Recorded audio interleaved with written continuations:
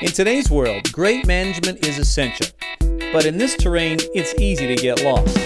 Hi, I'm James Robbins, and I'm here to help you lead your people to the top. And this is Help Me Lead, the web show for managers. If you want to know how to coach your employees in a very short amount of time on a weekly basis, then make sure you check out our live cast, the 7-Minute Coach coaching model. For more details, go to jamesrobbins.com and look for this symbol.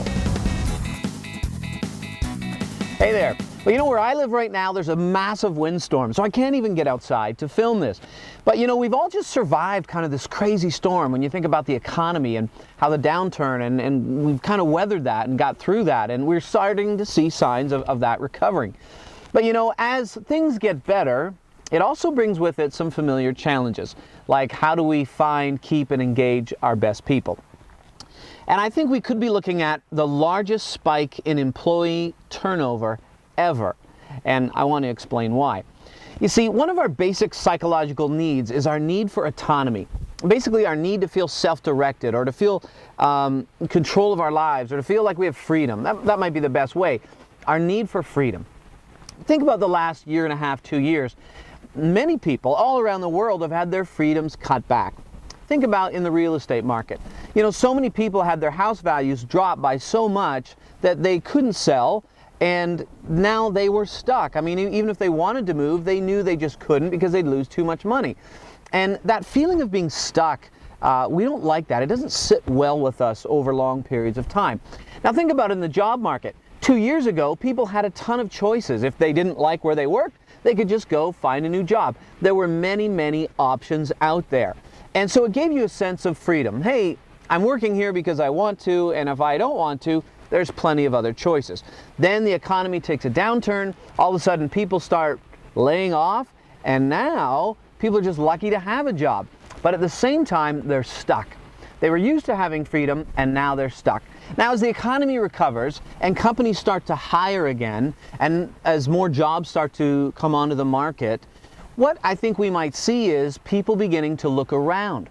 Not even because they necessarily want to leave their job, but they just want to reaffirm that autonomy. They want to reaffirm, do I have choice again? Because that's an important need for people. That we want to know that we have choice. So we're going to start looking around for choices, and again, we might not even be planning on leaving, but while people are looking, what might they find? But there are some ways that we can support people's autonomy now, because no one likes to feel stuck or to feel trapped. So here's a few things that you can do to support people's freedom at work. And the number one thing that you can do to support people's autonomy is give them choice of how they do their jobs, when at all possible.